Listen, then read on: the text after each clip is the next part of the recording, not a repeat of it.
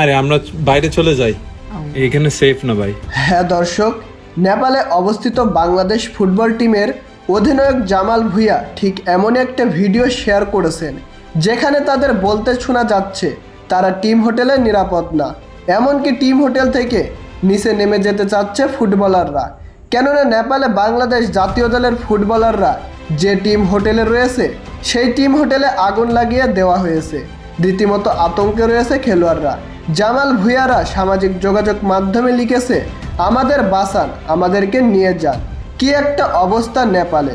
প্রিয় দর্শক, আমরা ইতিমধ্যে জানি চলমান রাজনৈতিক কারণে আজ মঙ্গলবার দেশে ফেরা হয়নি বাংলাদেশের জাতীয় ফুটবল দলের। বিকাল ৩টায় বিমান বাংলাদেশ এয়ারলাইনে নির্ধারিত ফ্লাইটে ঢাকায় ফেরার কথা থাকলেও আন্দোলন ও সংঘর্ষের কারণে সেই পরিকল্পনা ভেস্তে গেছে বাংলাদেশ ফুটবল দলের। তবে ইতিমধ্যে পরিস্থিতি আরও ভয়াবহ হয়ে গেছে। তাই তো সামাজিক যোগাযোগ মাধ্যমে আরও একটি স্ট্যাটাস যেখানে জামাল ভুঁইয়া লিখেছেন, নেপালের বিপক্ষে আমাদের আজকের ম্যাচ বাতিল হয়েছে শুনে আমি দুঃখিত। কেননা কাঠমূর্তিতে চলমান অস্থিরতা ও গুলিগোলার কারণে খেলাটা আমাদের নিরাপদ নয়। যারা প্রাণ হারিয়েছে এবং যারা আহত হয়েছে সকলের প্রতি আমার হৃদয় শোকাহত।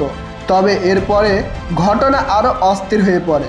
বাংলাদেশের ফুটবল টিম যে হোটেলে রয়েছে সেই হোটেলে ইতিমধ্যে আগুন ধরিয়ে দেওয়া হয়েছে। তো প্রিয় দর্শক, আপনারা সবাই বাংলাদেশ ফুটবল টিমের জন্য দোয়া করবেন। আশা করি তারা নিরাপদে দেশে ফিরে আসবে।